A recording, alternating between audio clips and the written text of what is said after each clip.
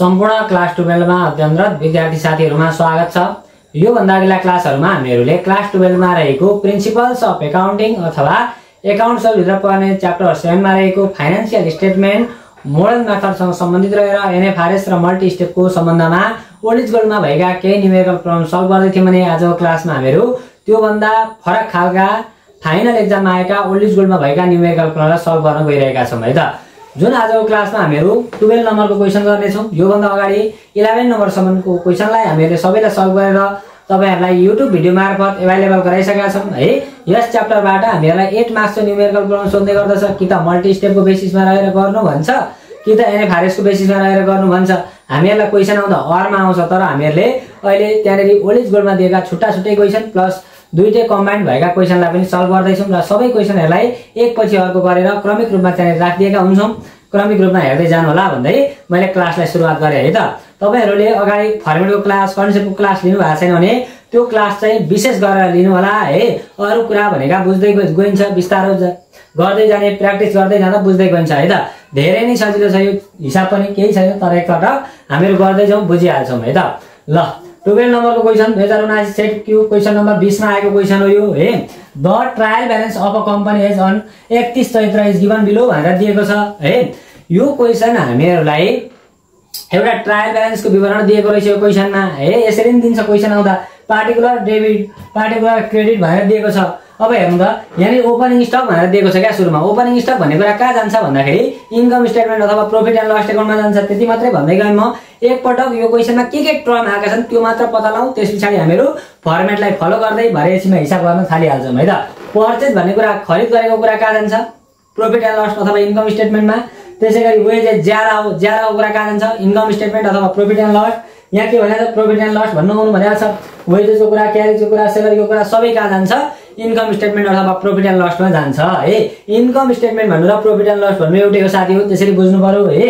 Debtors balance sheet, machinery balance sheet, cash balance sheet, selling and expenses रेन्टको कुरा income स्टेटमेन्टमा जान्छ। Interest and डिबेन्चरको कुरा कहाँ जान्छ? इन्कम स्टेटमेन्टमा जान्छ। त्यसैगरी ब्याड डेब्ट्सको कुरा पनि दिएको रहेछ। ब्याड डेब्ट्सको कुरा पनि प्रॉफिट एन्ड लस अकाउन्टमा जान्छ। त्यसैगरी इन्भेस्टमेन्ट भन्ने कुरा छ नि, इन्भेस्टमेन्ट भनेको लगानी ब्यालेन्स शीटमा जान्छ। अब हेर्नु है त, यो कुराहरु यस्ता यस्ता टर्महरु दिएका छन् भन्ने कुरा हामीले थाहा पायौं। अब यतापटि पढौं। सेल्सको कुरा, सेल्स इन्कम स्टेटमेन्टमा जाने कुरा भइहाल्यो। Share capital balance sheet, debenture balance sheet, purchase return छ नि, पर्चेज रिटर्नको कुरा पर्चेजबाट घट्छ है, त्यसरी बुझ्नु पर्छ। प्रोभिजन फर ब्याड डेब्ट्स, यसरी क्रेडिटमा दिएको provision for bad debts other income हुन जान्छ क्या साथी हो, ओदर इन्कम होला यो। त्यसैगरी अब यहाँ हेर्नु प्रॉफिट एन्ड लस अकाउन्टको कुरा छ। यो ब्यालेन्स शीट भएर रिजर्भ एन्ड सरप्लस भन्ने टपिकमा हामीले एडजस्ट गर्नुपर्ने हुन्छ। त्यसैगरी एडिसनल इन्फर्मेसन हेर्नु त क्लोजिङ स्टकको कुरा एकपटक इन्कम स्टेटमेन्टमा एकपटक ब्यालेन्स शीटमा जान्छ है त। यो जुन एडिसनमा भएका कुराहरुलाई हामीले दुई ठाउँमा इन्ट्री गर्नुपर्ने हुन्छ क्या। क्लोजिङ स्टक एकताल इन्कम स्टेटमेन्ट, एकताल balance sheet. Depreciation on machinery 10% भनेको छ नि, यो 10% मेसिनरीको पनि के हो साथी हो? सेम कुरा हो। एकपटक इन्कम स्टेटमेन्टमा जेनरल एन्ड एडमिनिस्ट्रेटिभ एक्सपेन्सेसमा जान्छ, अर्को पटक भरे कहाँ जान्छ? ब्यालेन्स शीटमा जान्छ। ब्यालेन्स शीट मेसिनरीबाट घट्छ। अनि हेर्नु profit transfer to general reserve भनेको छ नि, प्रॉफिट ट्रान्सफर टु जेनरल रिजर्भको कुरालाई चाहिँ दुई ठाउँ एडजस्ट कसरी गरिन्छ त भन्दाखेरि भरे रिजर्भ एन्ड सरप्लस भन्ने टपिकमा जाने ब्यालेन्स शीट गर्दा अनि एकपटक प्लसमा राखिदिने यही profit and transfer to general रिजर्भलाई, एकपटक यसैलाई माइनसमा राखिदिने, दुई ठाउँ त्यसरी इन्ट्री गरिदिनु पर्ने हुन्छ है। अनि प्रपोज डिभिडेन्डको कुरा छ नि, प्रपोज डिभिडेन्डको कुरा पनि एकपटक हामीहरूले रिजर्भ एन्ड सरप्लसबाट घटाइदिने अनि एकपटक लगेर भरे करेन्ट लायबिलिटिजमा राखिदिनु पर्छ। त्यसरी दुई ठाउँ इन्ट्री गर्नुपर्ने हुन्छ है त। एनएफआरएस को तरिकाले हिसाब गर्दा, किनकि हामीहरूलाई एनएफआरएस को तरिकाले गर्दा retain earning statement of retain earning नबनाए पनि हुन्छ, त्यसकारणले गर्दा होला। ल यति भन्दै मैले यतापट्टिको क्लासलाई सुरु गरेँ अनि सजिलो हुन्छ बुझ्नलाई। हेर्नु है त। ल एनएफआरएस को तरिकाले के बनाउनु भनेको छ हेर्नुहोस् त साथीहरु। एकपटक एनएफआरएस को तरिकाले profit and loss statement of NFRS, statement of financial position NFRS भनेको छ नि, एकपटक हामीहरु प्रॉफिट एन्ड लस बनाउनेछौँ एनएफआरएस को तरिकाले है। अनि के बनाउनेछौँ? ब्यालेन्स शीट तयार गर्नेछौँ। फाइनान्शियल पोजिसन भन्नु र ब्यालेन्स शीट भन्नु एउटै हो। अब हेर्नु ल, यो जुन हामीहरु गर्न खोज्दै छौँ एनएफआरएस को तरिकाले प्रॉफिट एन्ड लस अथवा इन्कम स्टेटमेन्ट, यो गर्दाखेरि हामीहरु सुरुमा फर्मेटलाई फलो गर्छौं थोरै। यहाँ हेर्नु ल, जस्तै यहाँ के लेख्दिने? Revenue from operation, revenue from operation. ल रेभेन्यू फ्रम अपरेसन भनेर लेख्ने है। त्यसपछि लेस गरिदिने cost of goods sold, cost of goods sold. तपाईहरुले यसरी नै गर्दा हुन्छ ल एक्जाममा। अब यति गर्दाखेरि आउँछ के साथी हो ग्रस प्रॉफिट। फर्मेट सार्नु भएको छैन भने फर्मेट सार्नु होला सुरुमा है। फर्मेट सारेर गर्दै जानुहोस् त, यति नै कुरा छ क्या जम्मा जम्मी। अब यहाँ लेख्ने ओदर इन्कम भनेर लेखिदिने यसरी ट्याक्कसँगले। अब जेनरल एन्ड एडमिनिस्ट्रेटिभ तपाईहरुले सार्दै जानु ल। एडमिनिस्ट्रेटिभ एक्सपेन्सेस यही कुरा हो क्या। यसलाई नोट्समा अहिले लेखौँला है। अब selling and distribution expenses, selling and distribution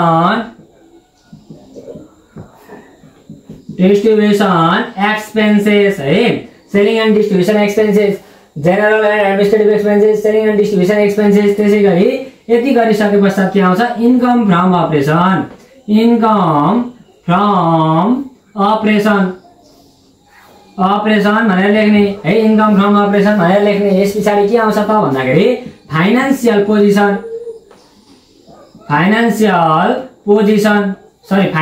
cost लेखेको पोजिसन लेख्दैछु है। फाइनान्शियल कस्ट भनेर लेखिदिने। त्यस पछाडि के आउँछ त भन्दाखेरि हामीले सुरुमा इन्कमको कुरा राख्छौँ, खर्च घटाउँदै आउँछौँ, ओदर इन्कमको कुरा राख्छौँ, अनि फाइनान्शियल कस्ट इन्ट्रेस्ट एक्सपेन्सको कुरा राखेर यति गरेपछि के आउँछ नेट प्रॉफिट बिफोर ट्याक्स भनेर लेख्छौँ। अनि के गरिदिने लेस प्रोभिजन फर ट्याक्स भनेर गरिदिन्छौँ एडजस्ट है। अनि लास्टमा के निकाल्छौँ नेट प्रॉफिट आफ्टर ट्याक्स। अब यहाँनिर एक लाइन छोड्ने क्या, किनकि नि भरे हामीहरूलाई प्रोभिजन फर ट्याक्सको कुरा कहिलेकाहीँ पर्सेन्टेजमा दिएको हुन्छ। पर्सेन्टेजमा दिइहाल्यो नत्र यतिकै छोड्दा भयो। अब सुन्नु ल, अब हेर्नु है त, हामीहरूले यो एनएफआरएसको तरिकाले प्रॉफिट एन्ड लस बनाउँदै गर्दा नोट्सलाई विशेष ध्यान दिनुपर्ने हुन्छ साथी हो है। नोट्स आफै दिँदै जाने। नोट्स सुरुमा 1.1 भनेर लेखिदिने। हेर्नु होला रिभेन्यू फ्रम अपरेसनको 1.1, कस्ट अफ गुड्समा पनि कति लेखिदिने 1.2 भनेर लेखिदिने। यो ग्रस प्रॉफिट आउँछ। यो 1.1 मा 1.2 घटाउँदा ग्रस प्रॉफिट कुन नाफा आउँछ।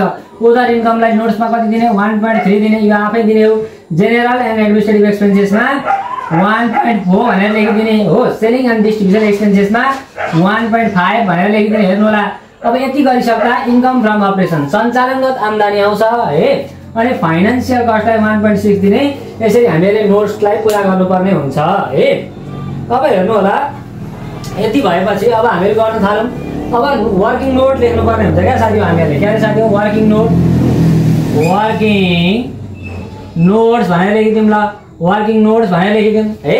वर्किङ नोटमा के पर्छ त भन्दाखेरि यही कुरा क्या साथी हो। अब 1.2 1.3 भन्दै जाने केही छैन क्या यहाँ हेर्नु है त। वर्किङ नोटमा 1.1 भनेर लेखौँ है। वर्किङ नोटमा 1.1 भनेर लेखौँ। अब यो 1.1 मा के छ रिभेन्यू फ्रम अपरेसन छ। के छ अरे साथी हो रिभेन्यू फ्रम अपरेसन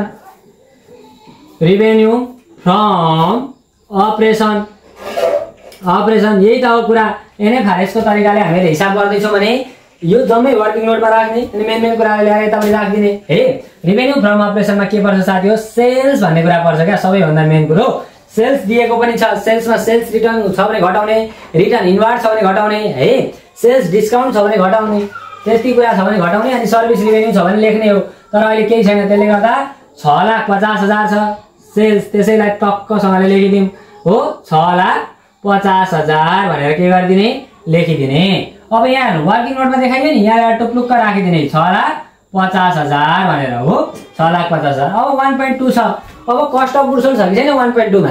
यहाँ हेर्नु त 1.2 मा जाने के अरे साथी 1.2 मा जाने। 1.2 मा गइसकेपछि के गर्ने त भन्दाखेरि त्यही कस्ट अफ गुड्सलाई लेखिदिने कस्ट अफ गुड्स सोल्ड। अब हेर्नु यो कस्ट अफ गुड्स भनेको सामान उत्पादन गर्न थालेदेखि बनिन्जेलसम्मको खर्च सबै त्यहाँ राखिदिने क्या। जस्तै हेर्नु त यहाँ ओपनिङ स्टक छ नि, यो ओपनिङ स्टक 40 लाख त्यही जान्छ। फर्मेटमा हेर्नु होला ओपनिङ स्टक भन्ने कुरा है। ओपनिङ स्टक कति हजार साथी हो 40,000 है। अब यसरी पर्चेजको कुरा आउँछ। पर्चेज हेर्नु त यही मन्दिर छ। पर्चेज 4 लाख कति हजार 4 लाख पर्चेज भनेर लेखिदिउँ है। पर्चेज भनेर लेख्ने बित्तिकै मैले के गरेँ 4 लाखलाई अलिकति यतापट्टि लेखिदिएँ। किन भन्नुहुन्छ भने जस्तै यो पर्चेजलाई मैले अलिक ओरै लेखेँ क्या। त्यहाँ हेर्नु त ओरै लेखा हो नि त। ओरै लेखेँ किन भन्दाखेरि पर्चेजमा पर्चेज रिटर्नको कुरा क्रेडिटमा दिएको छ। हेर्नुहोस् त यहाँ एकपटक पर्चेज रिटर्नको कुरा छ कि छैन। यो पर्चेज रिटर्नको कुरालाई घटाइदिने के गर्ने अरे साथी हो पर्चेज रिटर्नमा घटाइदिने पर्चेजमा हो पर्चेज रिटर्न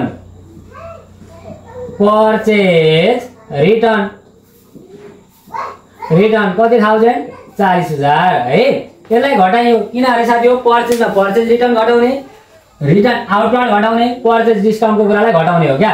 जस्तै यति गर्दा कति आयो 3,60,000 है 4 लाखमा 40,000 घटाउँदा 3,60,000 भयो। नर्मली भइहाल्यो त्यो।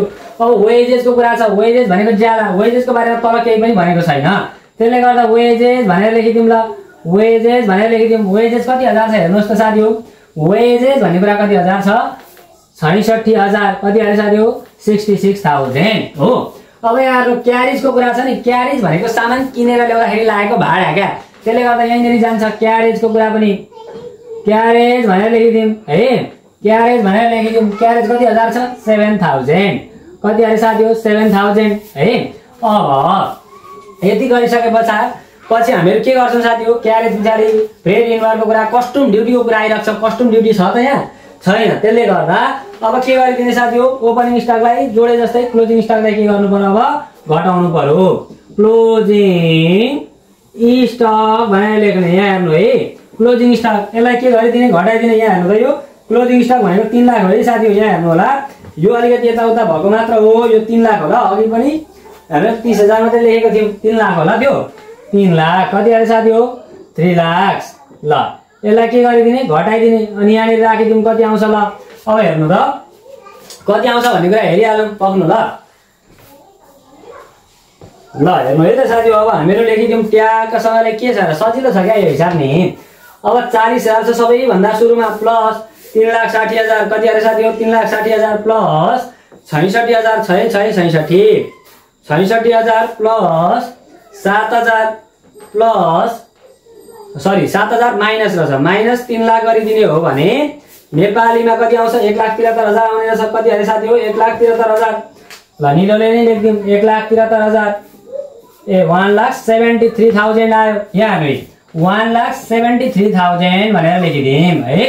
यसलाई घटाइदिने किन अरे साथी यसलाई घटाउनु पर्ने यसलाई घटाउनु पर्ने कारण के अरे साथी हो भन्दाखेरि यो कस्ट अफ गुड्स भनेको खर्च 6,50,000 छ त्यसमा इन्कम 6,50,000 छ त्यसमा 1,73,000 खर्च भयो भने 4,77,000 चाहिँ के आउने रहेछ 4,77,000 चाहिँ के आउने रहेछ हाम्रो ग्रस प्रफिट भनेको के हो साथी हो खुद नाफा है। अब यस पछाडि हामीहरू गर्छौँ के त भन्दाखेरि 1.3 मा ओदर इन्कम भनेर लेखिदिमी ओदर इन्कम भनेको नि interest receive dividend receive rent रिसिभका कुराहरू पर्छन् क्या साथी हो।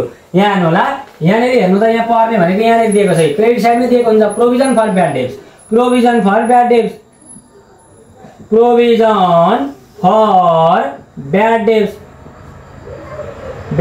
प्रोभिजन फर ब्याड डेब्ट्स भनेको नि साथी हो 3,000 छ नि हो त्यसलाई लेखिदिने। सुन्नु ल यो 3,000 लाई किन लेखिदिने भन्ने कुरा बुझ्नु ल। जस्तै यो प्रोभिजन फर ब्याड डेब्ट्स भनेको हामीहरू अगाडि पैसा डुब्छ कि बा कसैलाई उधारमा बेचेको हुन्छ त्यो पैसा डुब्छ कि भनेर गरेको व्यवस्था हो नि त त्यो पैसा उठो भने क्रेडिटमा आउँछ हो यस्तो कुरा। अस्ति खर्च देखाएको हुन्छ अहिले इन्कम देखाउनु पर्छ क्या साथी हो। त्यसले गर्दा यहाँ 3,000 भनेर लेखिदिउँ यसरी क्रेडिटमा दिएको प्रोभिजन फर ब्याड डेब्ट्स जहिले पनि इन्कम हुन्छ है त। अब हेर्नु होला 1.4 मा हेर्नु त यहाँ के छ जेनरल एन्ड एडमिनिस्ट्रेटिभ एक्सपेन्सेस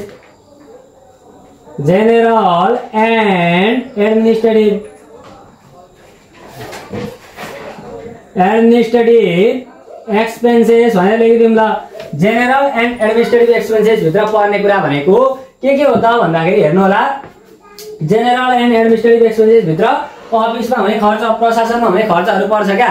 जस्तै हेर्नुहोस् त यहाँ के छ त भन्दाखेरि यहाँनिर जाने साधारण तथा अफिसमा हुने खर्चहरू जस्तै सेलरी भन्ने कुरा छ हेर्नु त यहाँ एकपटक सेलरी भन्ने कुरा छ कि छैन हेर्नु त यहाँ सेलरी छ नि हो यो सेलरीलाई राखिदिउँ सेलरी भनेर लेखिदिन्छौँ यहाँ त्यहाँनिर साथी हो सेलरी भनेर लेखिदिउँ है सेलरी कति हजार छ 60,000 है 60,000 भनेर लेखिदिउँ हो। यति भइसके पश्चात अर्को के छ यहाँ त हेर्दै जाउँ त डेप्टर्स क्यास सेलिङ एक्सपेन्सेस सेलिङमै जान्छ। रेन्ट भन्ने कुरा छ नि 60,000 फेरि 60,000 छ त्यसलाई पनि लेखिदिउँ रेन्ट भनेर लेखिदिउँ हो कति हजार 60,000 हो। यसले त्यति गतिलो लेखेर अर्कैले लेख्छु ल म। अब हेर्नु है त, अब हेर्नु होला, रेन्ट भन्ने कुरा भइहाल्यो। त्यस पछाडि हेर्दै जाउँ, ब्याड डेट्स भए सेलिङ एन्ड डिस्ट्रिब्युसन राखिदिने। अब यो क्लोजिङ स्टक यो पनि भयो। यहाँ हेर्नु त, डिप्रिसिएसन अन मेसिनरी छ कि छैन? यो डिप्रिसिएसन अन मेसिनरी, मेसिनरीमा भएको डिप्रिसिएसन मूल्य राशि यहाँनिर जान्छ क्या। Depreciation on machinery, depreciation on machinery, machinery भनेर लेखिदिउँ ल। डिप्रिसिएसन कति हजार छ मेसिनरीको भन्दाखेरि डिप्रिसिएसन निकाल्नका लागि मेसिनरीको भ्यालु हेर्नु पर्यो। यहाँ हेर्नु त, मेसिनरी कति हजार छ?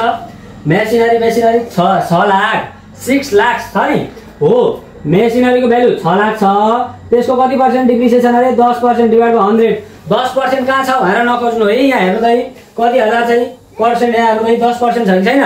मेसिनरी 6 लाख, त्यसको 10% गर्ने जम्मा जम्मी कुरा हो। ल यतापट्टि कति आउँछ? त्यही 60,000 आउने रहेछ हो। 60,000 आउने रहेछ। ल यो सबैलाई जोडेर यहाँ राख्दिउँ त साथी हो। कति आउँछ? 60 त्यहाँ 1,80,000, 60 × 3 गर्दा 1,80,000। ल 1,00,000 कति हजार? 80,000 हो। यसरी हामीले गर्नुपर्ने हुन्छ यसलाई टक्कसँगले। अब हेर्नु, 1,80,000 1,80,000 भनेर लेखिदिने हो।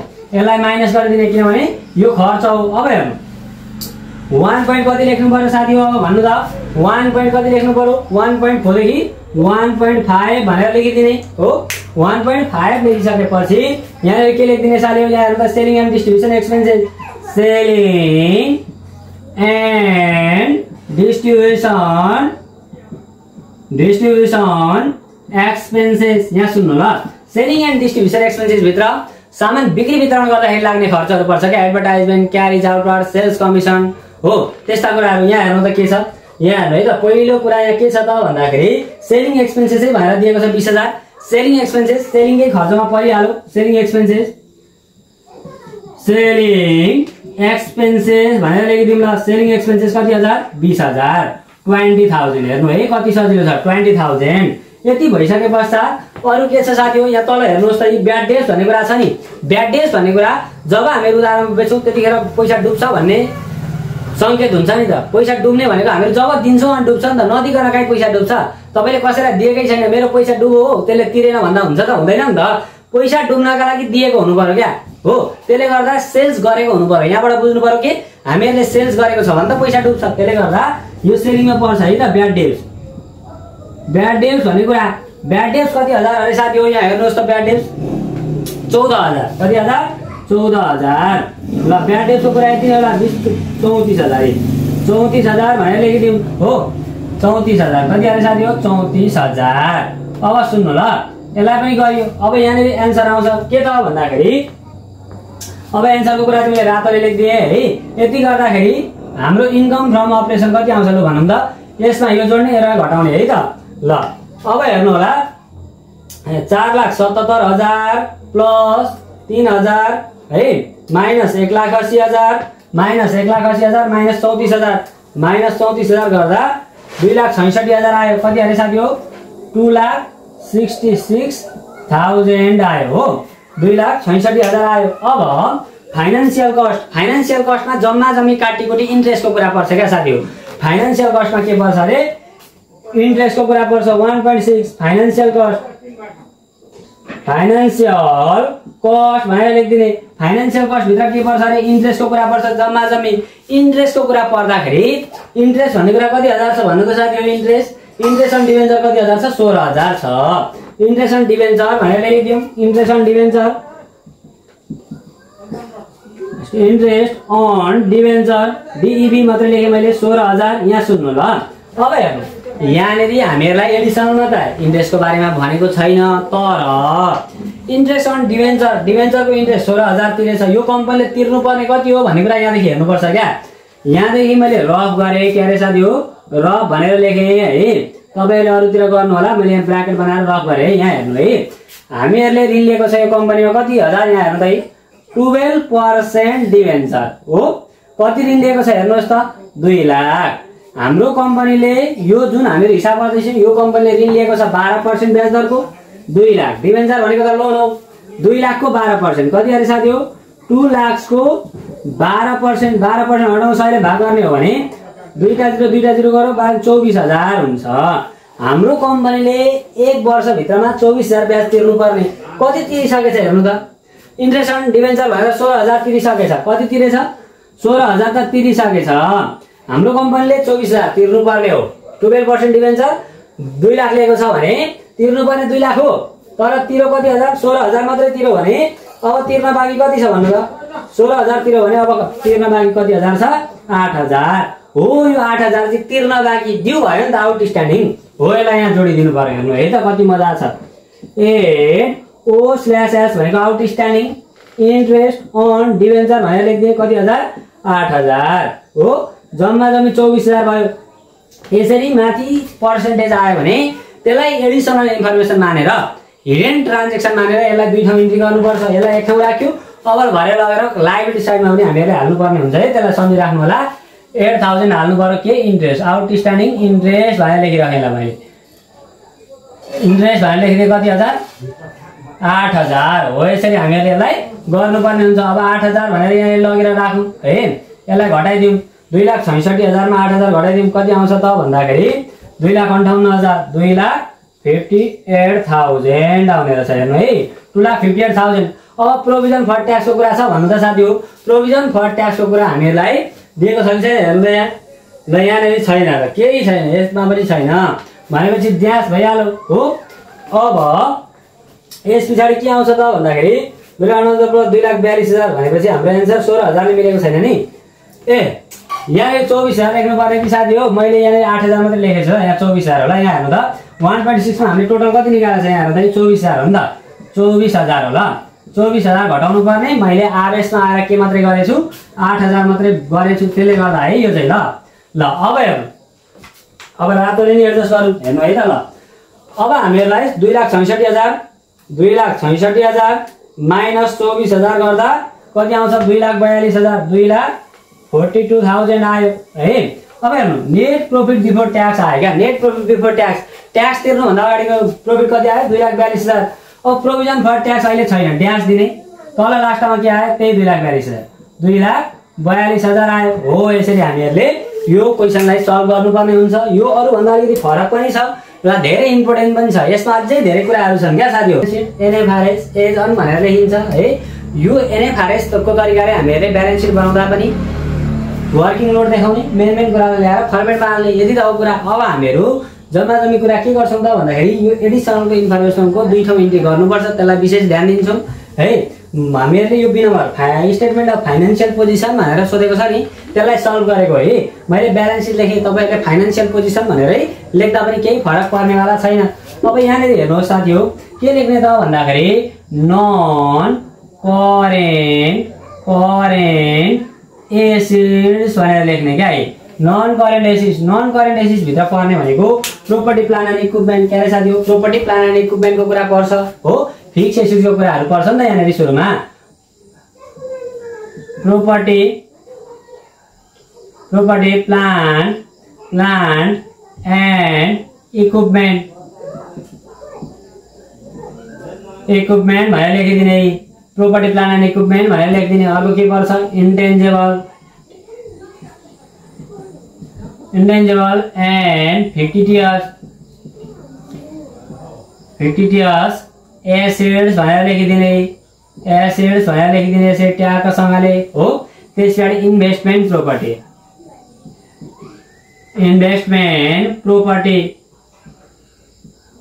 प्रोपर्टी भनेर लेखिदिने हो।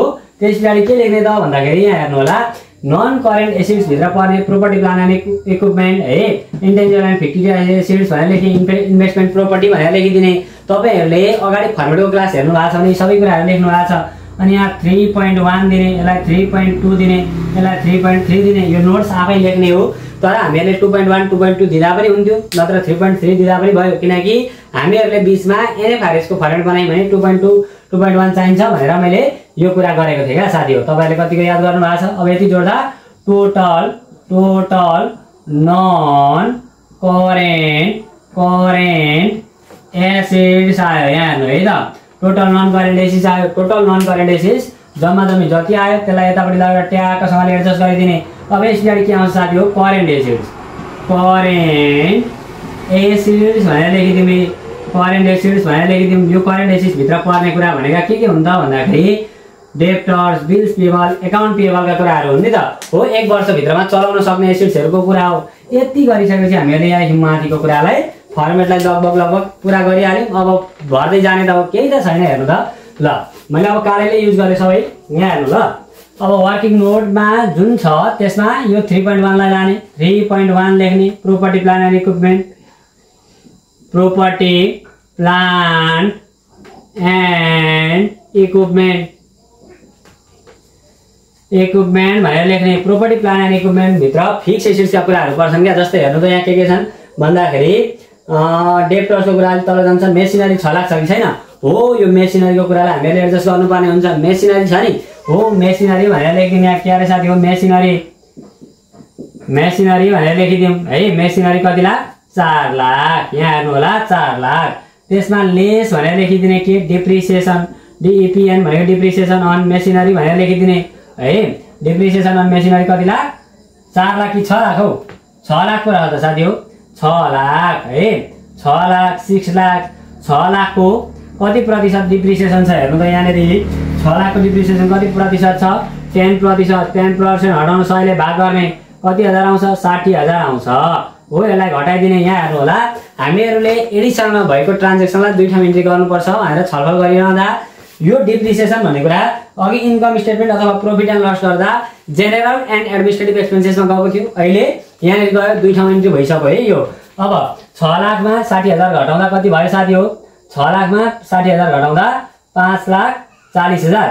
5,40,000 हो, 5,40,000 भयो। त्यो 5,40,000 भित्र अरू के पर्छन् त भन्दाखेरि मेसिनरीको कुरा भयो, फर्निचर, इक्विपमेन्ट, भेहिकल, त्यस्ता कुराहरू छन् छैनन्। ल त्यसो भए यति नै यहाँ आउने। ल यहाँनिर जाने ट्यागसँगले 5,40,000 भनेर लेखिदिने ट्यागसँगले हो, 5,40,000। यो इन्टेन्जेबल एन्ड फिक्टिजियस एसेट्स भित्र पर्ने भनेको गुडविलको कुरा, ट्रेडमार्कको कुरा, पेटेन्ट्सका कुराहरू हुन्। यहाँनिर छैन, नदेखिने सम्पत्तिहरू पर्छ क्या 3.2 मा। यहाँ केही छैन, त्यसले गर्दा मैले ड्यास दिएँ, यतापट्टि नदेखाउँदा पनि हुन्छ त्यस्तो कन्डिसनमा हो। अब के पर्ने त भन्दाखेरि 3.2 मा इन्भेस्टमेन्ट प्रोपर्टी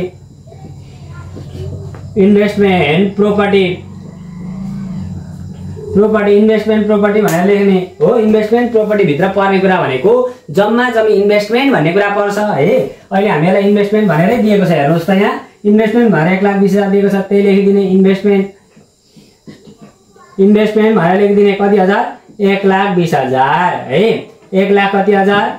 20,000 भनेर लेखिदिने। यहाँ अरू केही आउँदैन, 1,20,000 हो, 1,20,000। ल यसलाई जोडेर यहाँ राखिदिउँ साथी हो। मैले एमाउन्ट मात्रै लेखेँ किनकि यहाँ हटाउनको लागि हो। तपाईँले अस्ति जस्तै एमाउन्ट भनेर लेख्दा पनि हुन्छ। ल अब टोटल नन करेन्ट एसेट्स भनेको कति हजार आउँछ त भन्दाखेरि क्याल्कुलेसन गरौँ कति हजार आउने रहेछ भन्ने कुरा थाहा पाइहालिन्छ है। ल पक्नु ल, 5,40,000 सुरुमा 5,40,000 छ, त्यसलाई जोडौँ प्लस 1,20,000 जोड्दाखेरि कति आउँछ? 6,60,000 आउने रहेछ। कति अरे साथी हो? 6,60,000 हो, 6,60,000 आयो है। ल 6,60,000 आयो। अब यसलाई के गरिदिने त भन्दाखेरि करेन्ट एसेट्सको कुरालाई एडजस्ट गरिदिउँ। करेन्ट एसेट्समा पर्ने कुरा भनेको एउटा कुरा यहाँ हेर्नु त, डेप्टर्स भन्ने कुरा छ। डेप्टर्स भनेर लेखिदिइहालौँ। डेप्टर्स हामीले पाउनु पर्ने पैसा कति लाग्छ? 1 लाख छ, यसलाई यहाँनिर लेखिदिने। अब सुन्नु, एउटा कुरा मैले भन्न बिर्सिहालेँ, के गर्नुपर्छ भने अरू कुरालाई वर्किङ नोटमा देखाउने, तर करेन्ट एसेट्स र करेन्ट लायबिलिटीको कुरालाई वर्किङ नोट देखाए पनि भयो, नदेखाए पनि भयो। त्यही भएर हामीहरू देखाउँदैनौँ, किन देखाइराख्नु बेकार, नदेखाउँदा हुन्छ भने है। ल डेप्टर्सको कुरा भइहाल्यो। माथिको हाम्रो सबै सकिँदै गएको छ। क्यास भन्ने कुरा 80,000 छ, क्यास भनेर लेखिदिउँ। कति हजार? 80,000। जम्मा जम्मी 80,000 है। अब यस पछाडि के छ हेर्नुहोस् त, ब्याड इन्भेस्टमेन्ट, क्लोजिङ स्टक के अरे साथी हो? क्लोजिङ स्टक भनेर लेखिदिउँ। क्लोजिङ स्टक भनेर लेखिदिउँ। क्लोजिङ स्टक यहाँ हेर्नु है त, क्लोजिङ स्टक 3 लाख छ, त्यसैलाई मैले लेखिदिएँ है। 3 लाख भनेर लेखिदिएँ। तपाईँहरूले के बुझ्नु पर्यो अब भने एडिसनलमा दिएका ट्रान्जेक्सन 2 ठाउँ जान्छन् हो कि होइन भन्नु त? 2 ठाउँ जान्छन् भने अघि एकताल closing stock cost of goods sold घटाएको थियो 3 लाखलाई, अहिले लगेर राख्यौँ, यसको पनि काम सकियो है। यहाँदेखि तलका 2टा ट्रान्जेक्सन भरे लायबिलिटी साइडमा जान्छन्, यहाँ जाँदैनन् है त। ल यति भएपछि यो सबैलाई जोडिदिउँ है, यहाँनिर राखिदिउँ। ल यसलाई यहाँ यसरी राखिदिने। अब यसलाई यहाँनिर राखिदिने। टोटल करेन्ट एसिड्स एसिड्स भनेर लेखिदिउँ ल। टोटल करेन्ट एसिड्स भनेर लेखिदिउँ कति हजार भन्दाखेरि 1,80,000 भनेपछि 1 लाख प्लस 80,000 प्लस 3 लाख गर्ने हो भने कति आउँछ 4,80,000 आउने रहेछ। कति अरे साथी हो 4,80,000 4,80,000 आउने रहेछ है। अब यो 6,60,000 मा 4,80,000 जोडौँ 6,60,000 मा 4,80,000 जोड्दा यहाँ आउने रहेछ 11,40,000 साना साना लेख्दिएँ यसले सानो लेख्छ भनेर यही चलाएन मैले ल। यसैले हामीहरूले यसलाई पनि सक्यौँ। यति गर्दाखेरि के आयो टोटल एसिड्स भनेर लेखिदिने टोटल एसिड्स भनेर लेखिदिने है। अब यस पछाडि हामीले टोटल एसिड्स निकाल्यौँ। अब यसैका आधारमा हामीहरू के गर्छौँ त भन्दाखेरि यही फर्मेटलाई पुरा गर्छौँ हो। NFRS को तरिकाले लाइबिलिटी साइड गर्छौँ। यहाँ हेर्नु है त यहाँनिर के लेख्ने इक्विटी भनेर लेखिदिने है। इक्विटी भित्र के पर्छ शेयर क्यापिटल क्या साथी हो शेयर क्यापिटल भन्ने कुरा लेखिदिने। शेयर क्यापिटल 3.3 भएपछि 3.4 लेखिदिने यहाँनिर। अनि रिजर्भ एन्ड सरप्लस भनेर लेखिदिने। हेर्नु है त रिजर्भ एन्ड सरप्लस 3.5 भनेर लेखिदिने हो। अनि यति गरेपछि के आउँछ साथी हो टोटल इक्विटी भनेर लेखिदिने। हेर्नु है टोटल इक्विटी भनेर लेखिदिने। अब यस पछाडि के आउँछ non current liabilities non current liabilities भनेको के हो साथी हो करेन्ट लायबिलिटीदेखि बाहेकका दायित्वहरू। अब यस पछाडि के आउँछ करेन्ट लायबिलिटीज करेन्ट लायबिलिटीज 3. करेन्ट लायबिलिटीजलाई हामीहरू वर्किङ नोट देखाउँदैनौँ। यति गरेर हामीहरू यसलाई पुरा गर्छौँ है त। यहाँ हेर्नु त जस्तै यहाँ सुरुमा के छ शेयर क्यापिटल यहाँनिर जाने 3.3 लेखिदिने। 3.3 शेयर क्यापिटल भनेर लेखिदिउँ है। शेयर क्यापिटल भित्र equity share capital preference share capital calls in एडभान्सका कुराहरू पर्ने हो नि त। तर यहाँनिर हामीहरूलाई जम्मा जम्मी शेयर क्यापिटल 4 लाख दिएको छ त्यसैले लगेर राखिदिउँ शेयर क्यापिटल के अरे साथी हो शेयर क्यापिटल भनेर लेखिदिउँ है। शेयर क्यापिटल कति 4 लाख 4 लाख भनेर लेखिदिउँ है। 4 लाख भनेर लेखिदिउँ ल। यही 4 लाखलाई तल्लोपट्टि लेखिदिउँ ट्याक्कसँगले ल। यहाँ लगेर अब सारिदिने 4 लाख भनेर है 4 लाख भनेर लेखिदिने 4 लाख। अब 3.5 मा कति आउँछ त भन्दाखेरि 3.4 भयो नि यो 3.2 3.4 3.5 मा लेखिदिउँ के आउँछ 3.5 मा रिजर्भ एन्ड सरप्लस। अब यहाँनिर हेर्नु ल रिजर्भ एन्ड सरप्लस यो मल्टी स्टेप गर्दाखेरि हामीले यसरी रिटेन अर्निङ भन्ने बट्टा बनाउँथ्यौँ क्या। तर NFRS मा हामीहरूले रिटेन अर्निङको बट्टा बनाइराख्नु पर्दैन। त्यसले गर्दा रिटेन अर्निङको फर्मेट बनाउनु नपर्ने कारणले गर्दा यहाँ रिजर्भ एन्ड सरप्लसको कुरा कसरी एडजस्ट हुन्छ भन्ने कुरा हेर्नु ल। जस्तै यहाँ हेर्नु प्रॉफिट एन्ड लस एकाउन्ट भनेर 2,80,000 दिएको छ। प्रॉफिट एन्ड लस एकाउन्ट भनेर 2,80,000 दिएको छ नि हो। त्यो 2,80,000 भनेको यो वर्षभन्दा अघिल्लो वर्षको प्रॉफिट हो त्यो कम्पनीको। त्यसले गर्दा यहाँनिर लेखिदिन्छौँ हामीहरू प्रॉफिट एन्ड लस भनेर के अरे साथी हो प्रॉफिट एन्ड लस भनेर लेखिदिन्छौँ। प्रॉफिट एन्ड लस भनेर लेखिदिन्छौँ कति 2,80,000। हामीहरूलाई यो वर्षभन्दा अघिल्लो वर्षको प्रॉफिट 2,80,000 दिएको रहेछ। अर्को अहिले हाम्रो यो वर्ष कति नेट इन्कम गर्यौँ त भन्दाखेरि नेट इन्कम भनेर लेखिदिउँ। नेट इन्कम कति गर्यौँ भन्दाखेरि हेर्नु त नेट इन्कम कति गरेछौँ 2,42,000 हो। हामीहरूले अघि इन्कम स्टेटमेन्ट गर्दा जति निकालेको छ त्यसलाई लेखिदिने ल। यसलाई अझै पुरा गरौँ यहाँ हेर्नु यहीँ नगरौँ अझै तल गरिदिउँ यहाँ हेर्नु है त 2,42,000 अब हेर्नु यति भइसकेपछि हामीहरूलाई पहिलो वर्षको प्रॉफिट र यो वर्षको प्रॉफिट जोड्दा total profit available for distribution भन्ने कुरा आउँथ्यो। अस्ति रिटेन अर्निङको फर्मेट सम्झिनु भयो भने त्यसमा के घटाउँथ्यौँ के जोड्थ्यौँ भन्दाखेरि रिजर्भ एन्ड सरप्लसको कुरा। अब हेर्नु यहाँ profit transfer to general reserve भनेर 30,000 दिएको छ नि। यो 30,000 हामीहरूले दुई ठाउँ इन्ट्री गर्नुपर्छ क्या एडिसनलको लागि। किनकि हामीहरूले माथि इन्कम स्टेटमेन्ट गरेका छैनौँ। त्यसलाई कसरी एडजस्ट गरिदिने त भन्दाखेरि यहाँनिर लेखिदिने प्रॉफिट अन ट्रान्सफर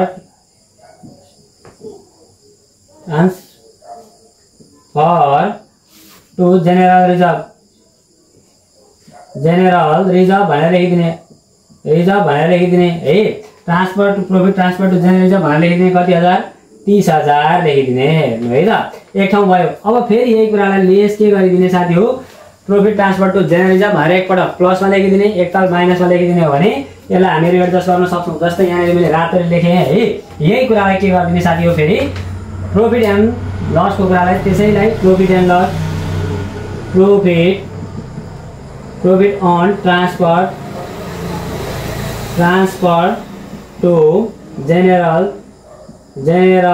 रिजर्भ भनेर लेखिदिने क्या रिजर्भ भनेर लेखिदिने कति हजार 30,000 केमा माइनसमा एकपटक प्लसमा एकपटक माइनसमा लेखिदिने हो भने दुई ठाउँ इन्ट्री भएको भएन भन्नु त हो। यसरी हामीलाई एनएफआरएस को तरिकाले रिजर्भ एन्ड सरप्लसमा गर्ने टपिक्स एडिसनमा दियो भने त्यसरी गरिदिनु पर्यो हो है त ल।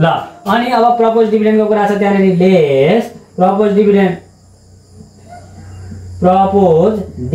भनेर लेखिदिने प्रपोज डिभिडेन्ड है पक्नु ल डिभिडेन्ड प्रपोज डिभिडेन्ड भन्ने कुरा यहाँ हेर्नु त डिभिडेन्ड प्रपोज डिभिडेन्ड शेयर क्यापिटलको 10% भनेको छ। शेयर क्यापिटल कति दिएको छ हेर्नु त यहाँ 4 लाख छ शेयर क्यापिटल।